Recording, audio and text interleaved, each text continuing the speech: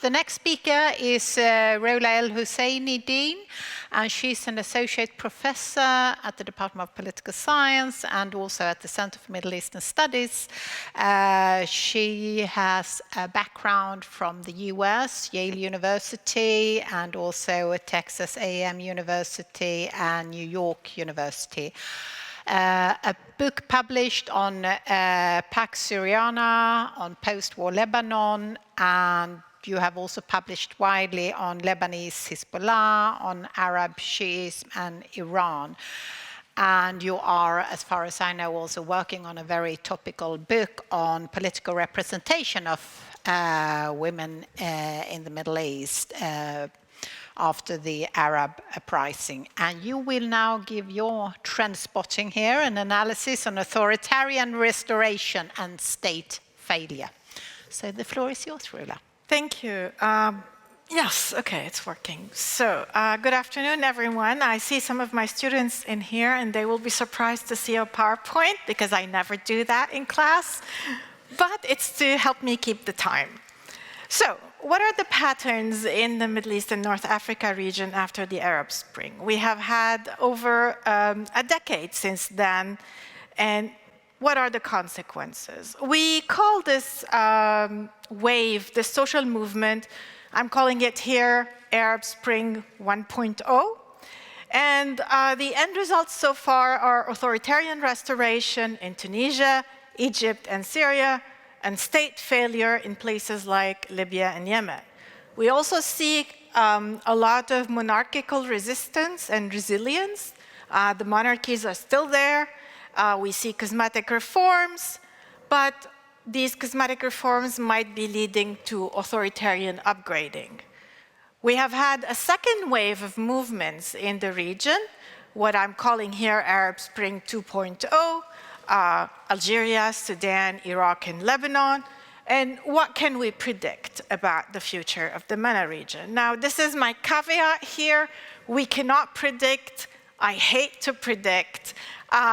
Because as you see, the MENA scholars have failed to predict all these events.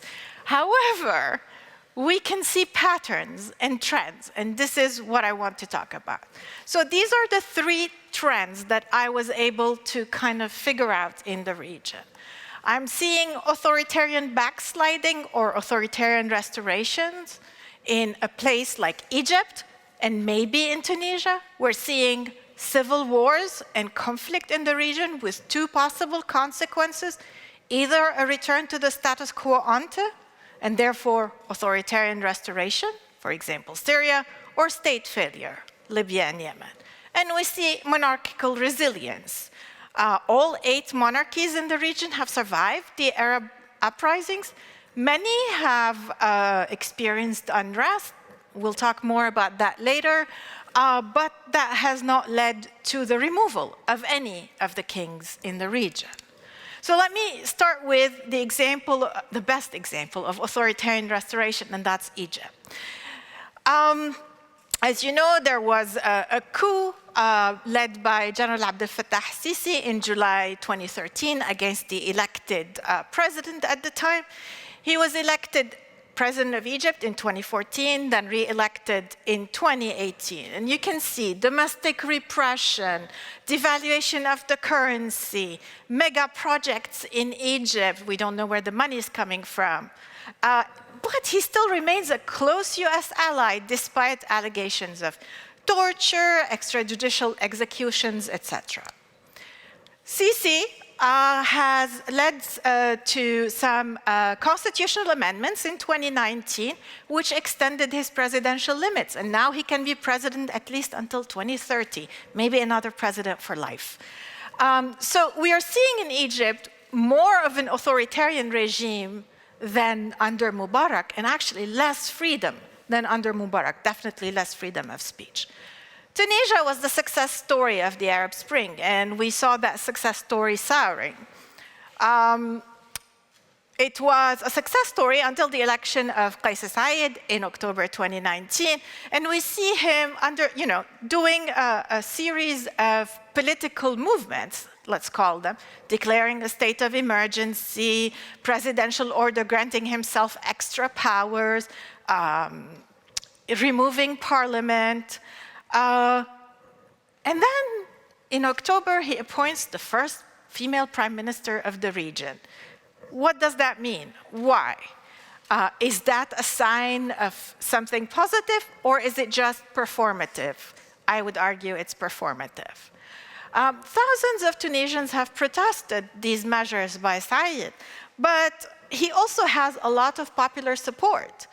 And he can encourage his supporters to go to the streets and protest. Is that a slippery slope to violence and civil war in Tunisia? Is that the future of Tunisia?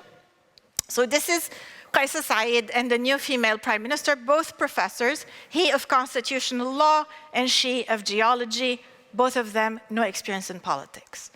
Syria, we have civil war and then a return to what I call the status quo ante.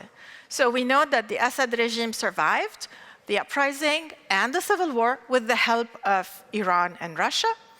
Anti-regime protesters are dead, in exile, or in prison.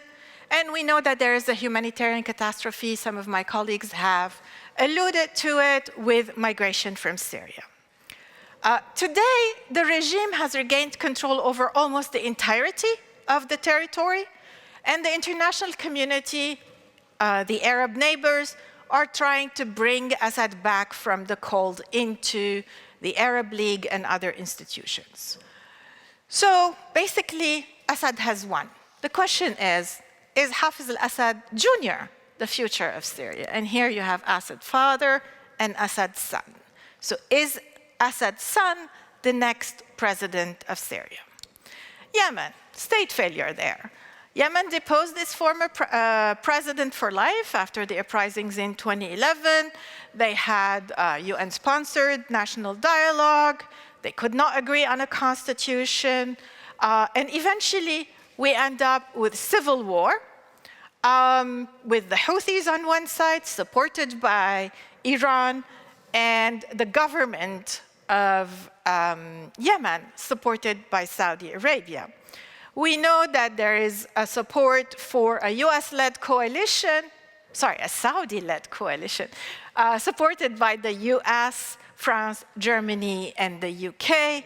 And this is all basically has become a sort of a proxy war between Iran and Saudi Arabia. We know that there is a humanitarian crisis. More than 3/4 of the population lacks access to drinking water and sanitation. We have cholera cases. 80% of Yemenis under 18 face threats to their health, and children are facing acute malnutrition. Here are some pictures of Yemen. So monarchical resilience is the third trend. All the Arab monarchies survived, both what we call traditional monarchies, Jordan and Morocco, and the rentier monarchies of the Gulf. Both types of monarchies have used a mix of pro forma reforms, repression, and incentives. So their political concessions, their so-called reform, include giving women more rights, a new constitution, some new liberties. Morocco, however, suppressed, for example, the Hirak movement in the Rif, and we know that the Kingdom of Saudi Arabia suppressed the movement in the eastern province, eventually killing Shia religious leaders. We know also that they gave monetary incentives to the population. Here you have some numbers of cash that families or individuals in these rentier states have received from the government, basically to keep the population quiescent. So the question here is, we know that there was a failure of the first wave of the Arab uprising. What about the second wave that I mentioned? Lebanon, Iraq, Sudan, and Algeria. Now, the first observation we have is that all these countries are post-conflict. They have all emerged from some kind of civil war. But we also know that the protests have fizzled in these countries, more or less because of the COVID-19 pandemic. So the question is here, what is the future of these countries? I would argue that what we're seeing in Algeria and Sudan is a military takeover with authoritarian consolidation, basically following the Egypt model. And what we're seeing in Iraq and Lebanon is basically state failure, more or less following the Yemen model. And with that, I end my presentation. Thank you. Thank you.